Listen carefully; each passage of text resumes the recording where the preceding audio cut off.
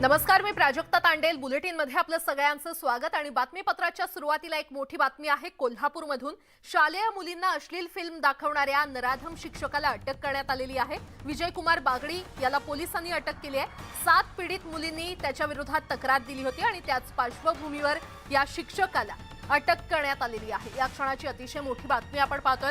कोल्हापुरातली ही बातमी, शालेय मुलींना अश्लील फिल्म दाखवणाऱ्या एका नराधम शिक्षकाला अटक करण्यात आलेली आहे। विजयकुमार बागडी असं या नराधम शिक्षकाचं नाव आहे आणि त्याला पोलिसांनी सध्या अटक केली आहे। शिक्षकानं विद्यार्थिनींना पॉर्न दाखवलं होतं आणि त्यानंतर 7 पीडित मुलींनी त्याच्या विरोधात तक्रार दाखल केली आणि त्याच तक्रारीच्या पार्श्वभूमीवर कोल्हापूर पोलिसांनी या नराधम शिक्षकाला अटक केली आहे। अधिक माहिती देत आहेत आमचे प्रतिनिधी ज्ञानेश्वर साळोखे आपल्यासोबत जोडले गेलेले आहेत। ज्ञानेश्वर, अतिशय धक्कादायक घटना, या नराधम शिक्षकाला आता अटक करण्यात आली आहे, काय सविस्तर अपडेट? राधानगरी तालुक्यातील शेळीवाडी या गावातली ही धक्कादायक घटना आहे आणि या शिक्षकाने जो विजयकुमार बागडे आहे त्याने 8वी ते 10वी या इयत्तेत शिकणाऱ्या मुलींना पॉर्न व्हिडिओ दाखवले होते आणि त्यांच्याशी तो अश्लील चाळे सुद्धा करत होता। आणि या संदर्भात राधानगरी तालुक्यातल्या या शाळेच्या 7 मुलींनी या संदर्भातली फिर्याद आहे ती राधानगरी पोलीस ठाण्यात दिली। त्या फिर्यादीवरून पोलिसांनी विजयकुमार बागडी या नराधमाचे आहे ते आता मुसक्या आवळलेले आहेत, त्याला अटक करण्यात आलेली आहे। खरं तर शिक्षण संस्थेने हा सगळा प्रकार आहे तो दाबून ठेवला होता। या शिक्षकाची बदली आहे ती सातारा जिल्ह्यात केली होती। मात्र एकूणच पालकांनी या संदर्भात संतप्त प्रतिक्रिया उमटल्यानंतर आणि हे सगळं प्रकरण आहे ते पोलीस ठाण्यापर्यंत गेल्यानंतर पोलिसांनी मात्र तात्काळ कडक कारवाई आहे ती केलेली आहे आणि विजयकुमार बागडी याला सध्या पोलिसांनी अटक केलेली आहे आणि त्याच्यावरती जास्तीत जास्त कडक शिक्षा होईल या दृष्टीने आहे ते पोलीस प्रयत्न करताना पाहायला मिळत आहेत। बरं ज्ञानेश्वर, धन्यवाद या सविस्तर माहितीसाठी।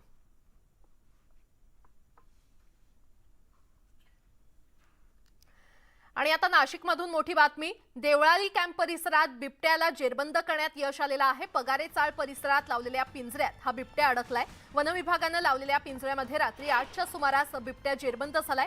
मिलिटरी तसंच घनदाट झाडीनं वेढलेला परिसर असल्यानं बिबट्याचा इथे संचार सुरू असतो, तर बिबट्याला बघण्यासाठी बघ्यांची मोठी गर्दी झाली आहे। अधिक माहिती देत आहेत आमचे प्रतिनिधी लक्ष्मण घाटोळ आपल्यासोबत जोडले गेलेले आहेत। लक्ष्मण, या बिबट्याला जेरबंद करण्यात यश आलेलं आहे, निश्चितच नागरिकांनी सुटकेचा निश्वास सोडला असेल। अगदी खरं, गेल्या काही दिवसांपासून नाशिक आणि परिसरामध्ये बिबट्यांचा मुक्त संचार जो आहे तो मोठ्या प्रमाणात पाहायला मिळतोय। गेल्या 2 दिवसांपूर्वी नाशिकच्या निफाड परिसरामध्ये देखील बिबट्याच्या हल्ल्यामध्ये एक 5 वर्षाचा चिमुकला जो आहे तो ठार झाला होता। त्यामुळे बिबट्याची मोठी दहशत जी आहे ती नाशिक आणि परिसरामध्ये आहे आणि बिबट्या दिसल्यानंतर नागरिकांमध्ये एक मोठी भीती आणि दहशत असते। मात्र काल देवळाली कॅम्प परिसरात बिबट्या जेरबंद झाल्यानंतर नागरिकांनी सुटकेचा निश्वास सोडलेला आहे। पगारे चाळ परिसरामध्ये हा बिबट्या जो आहे तो नागरिकांना गेल्या 2 दिवसांपूर्वी दिसला होता आणि त्यानंतर वन विभागाच्या अधिकाऱ्यांनी या ठिकाणी बिबट्याला जेरबंद करण्यासाठी पिंजरा लावला होता आणि अखेर या पिंजऱ्यामध्ये बिबट्या जेरबंद झाल्याने नागरिकांनी सुटकेचा निश्वास सोडला आहे। निश्चितच लक्ष्मण, धन्यवाद या सविस्तर माहितीसाठी। आणि आता एक अतिशय महत्त्वाची बातमी, संसदेच्या अर्थसंकल्पीय अधिवेशनाला आजपासून सुरुवात होते। राष्ट्रपती द्रौपदी मुर्मू यांच्या अभिभाषणानं अर्थसंकल्पीय अधिवेशनाला सुरुवात होईल। केंद्रीय अर्थमंत्री निर्मला सीतारमण या आज देशाचा आर्थिक पाहणी अहवाल सभागृहाच्या पटलावर ठेवतील। तर उद्या 1 फेब्रुवारी रोजी निर्मला सीतारमण या 2023-24 सालचा सर्वसाधारण अर्थसंकल्प सादर करतील। सरकारच्या दुसऱ्या कार्यकाळातील हा 5वा आणि शेवटचा पूर्ण अर्थसंकल्प असणार आहे। यंदा कोणतेही नवीन कर नाही असं अर्थमंत्र्यांनी संकेत दिलेले आहेत। तर केंद्रीय सरकारी कर्मचाऱ्यांसाठी 8वा वेतन लागू होण्याची शक्यता आहे आणि घोषणा होऊ शकते।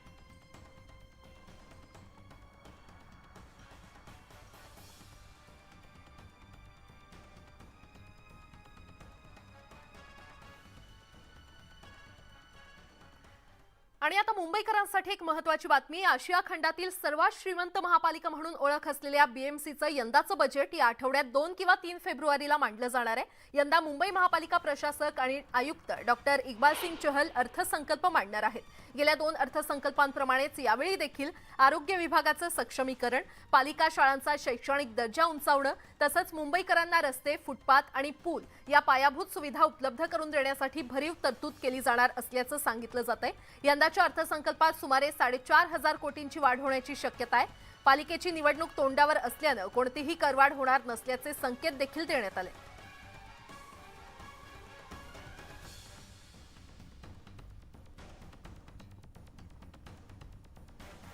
आणि आता बुलेटिनमध्ये पाहूयात आतापर्यंतच्या महत्त्वाच्या टॉप 18 बातम्या। राज्य मंत्रिमंडळाची आज बैठक होणार आहे। मंत्रालयात सकाळी 11 वाजता बैठक होणार असून यात विविध मुद्द्यांवर चर्चा केली जाईल। राष्ट्रवादी काँग्रेसची आज पुण्यामध्ये महत्त्वाची बैठक होणार आहे। या बैठकीमध्ये कसबा पेठ पोटनिवडणुकीबाबत भूमिका ठरण्याची शक्यता आहे। सर्व माजी नगरसेवक पदाधिकारी या बैठकीला उपस्थित असतील। कसबा विधानसभा पोटनिवडणुकीमध्ये संजय राऊतांनी संजय मोरेंना उमेदवारी देण्याचा आग्रह सुरू झाल्याने महाविकास आघाडीमध्ये बिघाडी होण्याची चर्चा होती। त्यावर वळसे पाटील यांनी प्रतिक्रिया दिली आहे। प्रत्येक पक्षाला निर्णय घेण्याचं स्वातंत्र्य आहे, मात्र अंतिम निर्णय महाविकास आघाडीचे नेते घेतील असं वक्तव्य वळसे पाटील यांनी केलंय।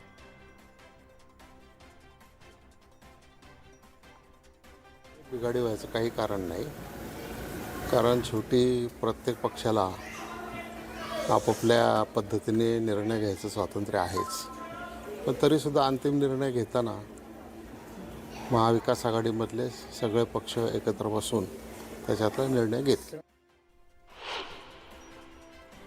विधान परिषद पोटनिवडणुकीमध्ये सर्वाधिक जागा महाविकास आघाडीला मिळतील असा दावा राष्ट्रवादीचे आमदार निलेश लंके यांनी केलाय। जनतेचा कौल महाविकास आघाडीच्याच बाजूने असल्याचा विश्वास देखील त्यांनी व्यक्त केला। आताच्या परिस्थितीत तरी आम्हाला चांगल्या पद्धतीने यश मिळण्यात आम्हाला असा एक विश्वास आहे। त्यामुळं महाविकास आघाडी चांगल्या पद्धतीने जागा जिंकणारच आहे, कारण लोकांचा कौल आमच्या महाविकास आघाडीच्या बाजूने। युवा सेना पदाधिकारी वैभव थोरात आणि मुंबई महापालिकेच्या अधिकाऱ्यांविरोधात संदीप देशपांडे ईडी आणि ईडब्ल्यूओकडे तक्रार करणार आहेत। मुंबई महापालिका प्रशासक इक्बाल सिंग चहल यांनी याआधीच चौकशी सुरू केली असून आता ईडी आणि ईओडब्ल्यू पण चौकशी करणार आहे। शिवसेना कुणाची, धनुष्यबाण कुणाचा या संदर्भात केंद्रीय निवडणूक आयोगाने ठाकरेंचा पक्ष आणि बाळासाहेबांची शिवसेना पक्षाला लेखी उत्तर सादर करण्यासाठी दिलेली मुदत संपलेली आहे। ठाकरेंच्या पक्षाकडून 112 पानांचं लेखी उत्तर सादर करण्यात आलंय। महाराष्ट्र राज्य लोकसेवा आयोगाकडून परीक्षेचा नवीन पॅटर्न 2025 पासून लागू करण्यात यावा या मागणीसाठी एमपीएससीच्या विद्यार्थ्यांकडून पुण्यातील अलका चौकात साष्टांग दंडवत आंदोलन करण्यात येणार आहे। एमपीएससीचे विद्यार्थी आयोगाने त्यांचं म्हणणं ऐकावं यासाठी अलका चौकात दंडवत घालणार आहेत। मुंबई सुशोभीकरण प्रकल्पाच्या अंतर्गत मुंबई महानगरपालिकेकडून शहरातल्या बस स्थानकांवर लवकरच स्मार्ट बेंचेस लावण्यात येणार आहेत। हे बेंचेस सोलार ऊर्जेवर चार्ज होणार आहेत। या बेंचवर तुम्ही तुमचा मोबाईल फोन देखील चार्ज करू शकता। 19,539 विकासकांना महारेरानं कारणे दाखवा नोटिसा पाठवलेल्या आहेत। या सर्व विकासकांना त्रुटींची पूर्तता करण्यासाठी 30 दिवसांचा कालावधी देण्यात आलेला आहे। त्रुटींची पूर्तता न केल्यास दंडात्मक कारवाई केली जाणार आहे। पिंपरी चिंचवड शहरातील कासारवाडी परिसरात काल मध्यरात्री एका टायर गोडाऊनला भीषण आग लागली होती, मात्र अग्निशमन विभागाने अतिशय शर्थीचे प्रयत्न करून ही आग काही तासात आटोक्यात आणली। धुळे जिल्ह्यातील साक्री तालुक्यात अवकाळी पावसाने हजेरी लावली। यामुळे गहू, मका, कांदा पिकासह डाळिंब बागांना मोठा फटका बसल्याने बळीराजा हवालदिल झालाय।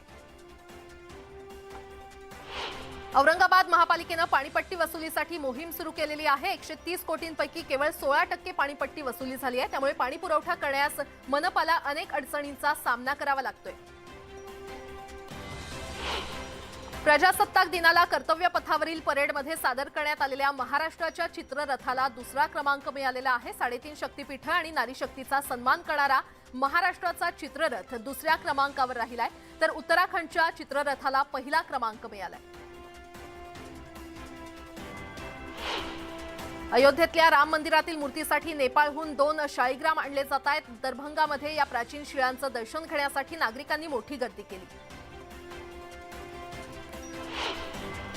हिमाचल प्रदेशची राजधानी शिमला इथे तुफान बर्फवृष्टी होते, यामुळे इथे आलेल्या पर्यटकांचा आनंद द्विगुणित झालाय।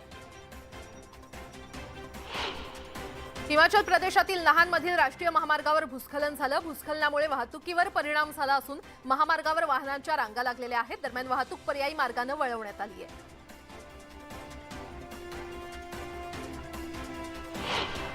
कर्नाटकची राजधानी बंगळुरू इथे एका कारला जाणीवपूर्वक धडक देऊन त्यातील प्रवाशांना धमकावणाऱ्या दुचाकीस्वारांना अटक करण्यात आलेली आहे। या दुचाकीस्वारांनी कारला जाणीवपूर्वक धडक देऊन त्यामध्ये बसलेल्या प्रवाशांकडून जबरदस्तीने पैसे उकळण्याचा प्रयत्न केला। मादागास्कर देशात आलेल्या चक्रीवादळामुळे मोठं नुकसान झालंय. 3 कोटी लोकसंख्येच्या या देशाला मोठा फटका बसलाय. आतापर्यंत 25 जणांचा मृत्यू झाला असून 37,000 लोकांना सुरक्षित स्थळी स्थलांतरित करावं लागलंय.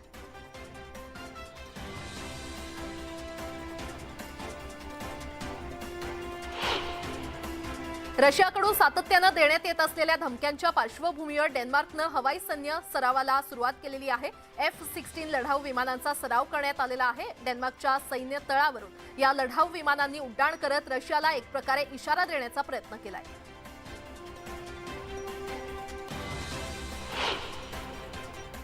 आणि आता एक सविस्तर बातमी. नागपूर मेट्रोचा पहिला टप्पा पूर्ण झाल्यानं प्रवासी संख्येमध्ये वाढ झालेली आहे. प्रवाशांची संख्या आता 2 लाखांच्या घरात गेली आहे. तर महामेट्रोनं तिकिटांच्या दरात वाढ केलेली आहे. आता 18 किलोमीटरच्या प्रवासासाठी 41 रुपये आकारण्यात येणार आहेत.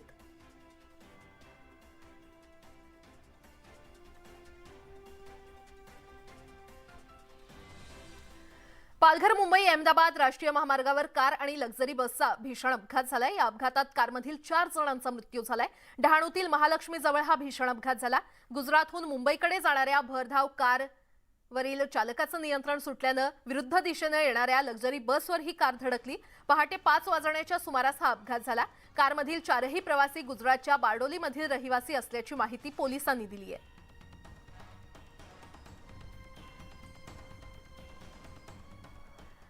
आणि आता एक मोठी बातमी. पिंपरीतील सेवा विकास बँकेचे माजी संचालक अमर मुलचंदानी याच्या घरी ईडीनं केलेल्या छापेमारीमध्ये मोठं घबाड हाती लागले. सुमारे 2 कोटी रुपयांचे हिरे आणि सोन्याच्या दागिन्यांबरोबरच लाखो रुपयांची रोख रक्कम ईडीच्या हाती लागली आहे. त्याचबरोबर 4 आलिशान कार जप्त केल्याची माहिती ईडीकडून देण्यात आलेली आहे. मुलचंदानी यांनी तपासात असहकार्य तसंच पुरावे नष्ट केल्याप्रकरणी त्यांना पिंपरी पोलिसांनी अटक केली आहे. दरम्यान मुलचंदानीसह कुटुंबातील 6 जणांविरोधात गुन्हे दाखल करण्यात आले.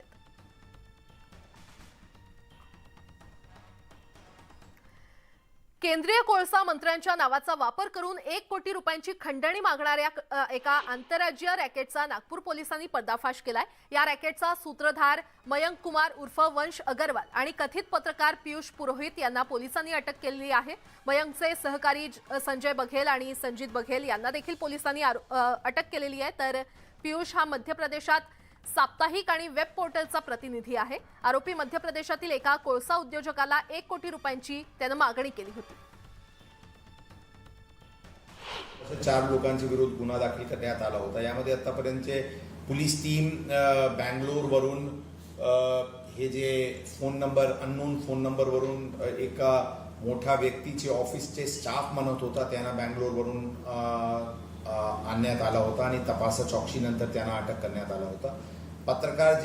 कथित पत्रकार जे आहे पियुष पुरोहित म्हणून त्यांना इथून अटक करण्यात आलेली आहे. दोघे PCR मध्ये आहे.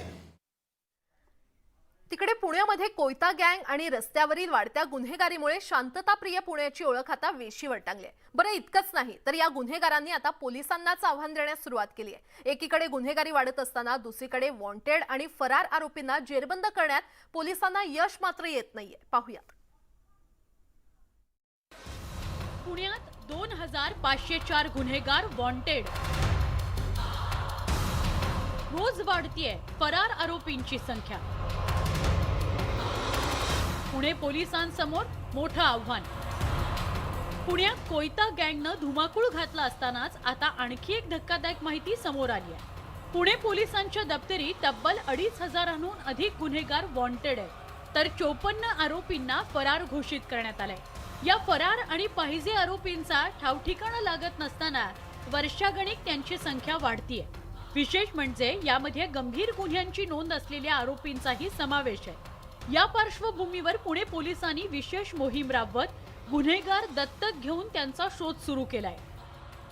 पुणे पोलिसांच्या झोननुसार ही आकडेवारी डोळ्यात अंजन घालणारी आहे. झोन 1 मध्ये फरार आरोपींची संख्या आहे 28 तर 321 वॉन्टेड आरोपी आहेत.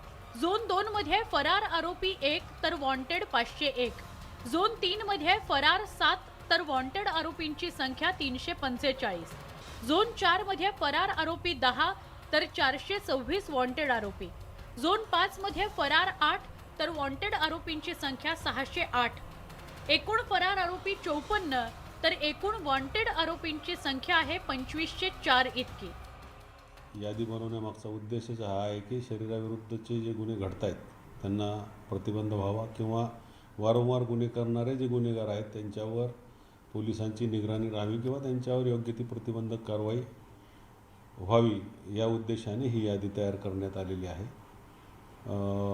संपूर्ण याद्या आता पोलीस स्टेशन आणि क्राईम युनिट यांना देण्यात आलेल्या आहेत.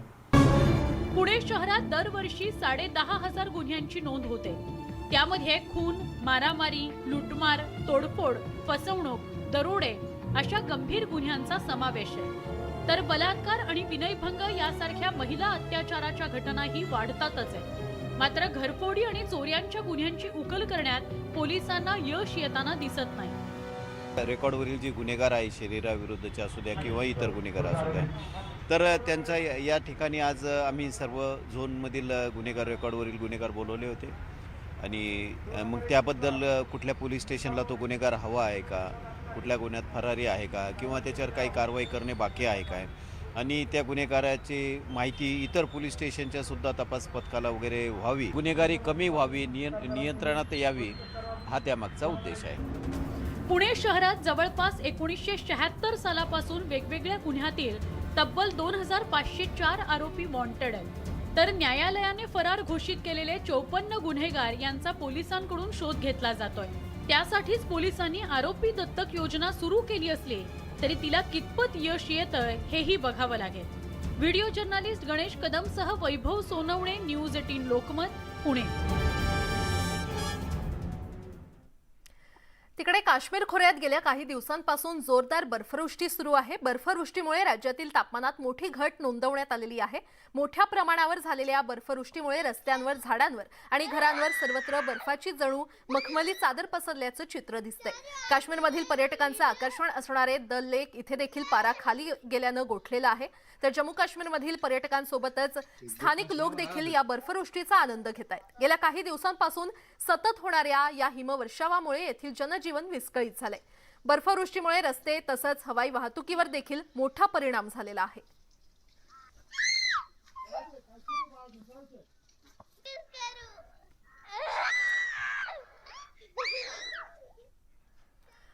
आणि आता एक मोठी बातमी. मुंबईच्या दादर भागातून लूट करण्यात आलेली आहे. बंदुकीचा धाक दाखवत ही लूट करण्यात आली आहे. मिठाई देण्याच्या बहाण्यानं घरात शिरून 15 ते 20 लाख रुपये लुटण्यात आलेले आहेत. पोलिसांनी या प्रकरणी एका आरोपीला अटक केलेली आहे, तर इतर आरोपींचा शोध सध्या पोलीस घेत आहेत. मुंबईमध्ये ही घटना घडली आहे. मुंबईच्या दादर भागात ही घटना घडलेली आहे. बंदुकीचा धाक दाखवत ही लूट करण्यात आलेली आहे आणि या संदर्भात अधिक माहिती देत आहेत आमचे प्रतिनिधी दिवाकर सिंग आपल्यासोबत जोडले गेलेले आहेत. दिवाकर, देखिए, जो पूरी घटना है वो दादर पश्चिम के कीर्ति कॉलेज के पास एक इमारत में 8वें फ्लोर पर हुई है. दरअसल जो आरोपी हैं वो मिठाई देने के बहाने घर में आए थे और जैसे ही महिला ने घर का दरवाजा खोला वैसे ही उन्होंने महिला को अपने कब्जे में ले लिया और उसके ऊपर बंदूक उसके गर्दन पे लगा दी और कहा कि कुछ भी बोलोगी तो हम तुम्हें मार देंगे. इससे महिला पूरी तरह से डर गई और उसके बाद बाकायदा जो घर में सोना पड़ा हुआ था, जो कैश पड़े हुए थे, करीब पुलिस के मुताबिक 12 से 15 लाख रुपए के आसपास जो है ये चोरी हुई है. हालांकि पुलिस ने इस पूरे मामले में एक आरोपी को अरेस्ट कर लिया है, लेकिन पुलिस का कहना है कि इसमें 1-2 लोग और शामिल हो सकते हैं, इसलिए उनकी तलाश की जा रही है. लेकिन जिस तरह की घटना सामने आई है, कहीं ना कहीं जो पुलिस थी, क्योंकि कल शाम करीब 5 बजे के आसपास की घटना है और इस मामले में रात 12 बजे के आसपास एफआईआर दर्ज हुई है और एफआईआर दर्ज करने के बाद पुलिस ने एक आरोपी को गिरफ्तार कर लिया है और आगे की जांच कर रही है. बरं दिवाकर, धन्यवाद या सविस्तर माहितीसाठी. वळूयात पुढच्या बातमीकडे. अभियंता, कल्पक, संशोधक आणि प्रयोगशील शिक्षक अशी ओळख असलेले सोनम वांगचुक यांनी लडाखवासियांच्या मागण्यांकडे केंद्र सरकारचं लक्ष वेधण्यासाठी उपोषणाला सुरुवात केली आहे.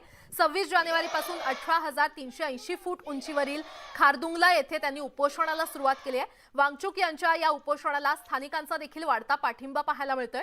राज्यघटनेच्या 6व्या अनुसूचीची विस्तारित अंमलबजावणी तसंच औद्योगिक आणि व्यावसायिक आस्थापनांच्या अनियंत्रित विस्तारापासून लडाखच्या पर्यावरणाचं संरक्षण करावं अशा विविध मागण्या वांगचुक यांनी केल्यात.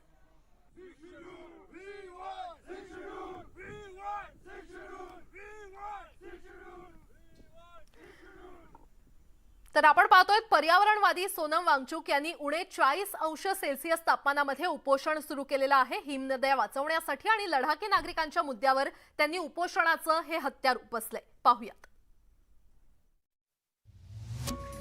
सोनम वांगचुक 3 इडियट या सिनेमाची वांगचुक मूळ प्रेरणा. पर्यावरणाबाबत जागरूक असलेले सोनम उणे 40 अंश सेल्सिअस तापमानात खारदुंगला उपोषणाला बसले. हे उपोषण त्यांनी लडाखच्या ढासळत्या पर्यावरणाच्या मुद्द्यावर सुरू केलंय. गेल्या काही वर्षात वाढत्या मानवी हस्तक्षेपामुळे 2/3 हिमनद्या विलुप्त झाल्या. प्रजासत्ताक दिनी त्यांनी ध्वजारोहण करून उपोषण सुरू केलं. पर्यावरणासोबत स्थानिकांच्या रोजगाराचा मुद्दाही त्यांनी उपस्थित केला. लद्दाख के लोग, उनकी संस्कृति जो कि इन पहाड़ों के लिए बनी हुई है, उसका संरक्षण करना बहुत ज़रूरी है. सोनम यांनी राजकीय व्यवस्थेवर प्रश्नचिन्ह निर्माण केलंय. लडाखला स्वतंत्र राज्याचा दर्जा देण्याची मागणी सुद्धा वांगचुक यांनी केली है. फुल फ्लेज स्टेटहुड की लद्दाख में मांग हो रही है ताकि लद्दाख के लोगों को भी जमहूरियत का, डेमोक्रेसी का फ़ायदा मिले. अभी तो ये एक डिक्टेटरशिप सा बन गया है जिसमें एक शख्स LG पूरे लद्दाख के डेवलपमेंट और जो बजट है उन सब का एक ही आदमी प्रबंधन करते हैं. वांगचुक यांनी पर्यावरण संवर्धनाची हाक दिली आहे, पण त्यांच्या या आंदोलनाला स्थानिक प्रशासनाविरोधातल्या असंतोषाची किनार आहे. Bureau report, news 18 Lokmat. मुंबईकरांसाठी महत्त्वाची बातमी. मुंबईतल्या भांडूप संकुल इथल्या जलशुद्धीकरण केंद्राला अतिरिक्त 4000 मिलीमीटर व्यासाची जलवाहिनी जोडण्यात येणार आहे. कालपासून शहराच्या काही भागात पाणीपुरवठा बंद होता. हा पाणीपुरवठा आज सकाळी 10 वाजता सुरळीत होणार होता. मात्र हा पाणीपुरवठा सुरळीत होण्यास आणखी 8 तासांचा कालावधी लागणार असल्याचं पालिकेनं स्पष्ट केलंय. त्यामुळे पाणीपुरवठा संध्याकाळी 6 नंतर सुरळीत होणार आहे.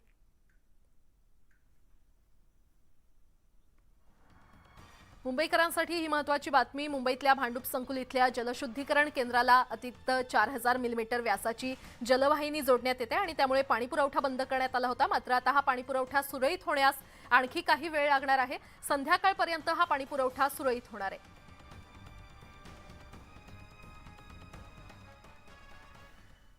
सोशल मीडियावर रुग्णालयातील व्हिडिओ व्हायरल झाल्यानं खळबळ उडाली आहे. एखाद्या व्यक्तीला रुग्णालयामध्ये शस्त्रक्रियेसाठी दाखल केल्यानंतर त्याच्यावर उपचार करण्यासाठी डॉक्टर शर्थीचे प्रयत्न करतात. एका रुग्णालयामध्ये रुग्णाच्या शस्त्रक्रियेवेळी अजब प्रकार घडला.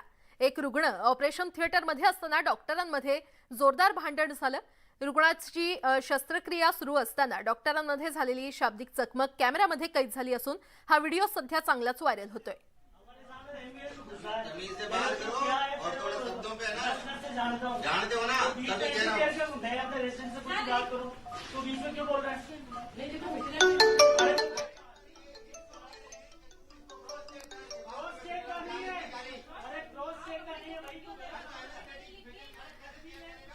आणि यासोबतच या बुलेटिनमध्ये वेळ झाली इथेच थांबण्याची. मात्र ताज्या घडामोडींसाठी पाहत रहा न्यूज 18 लोकमत.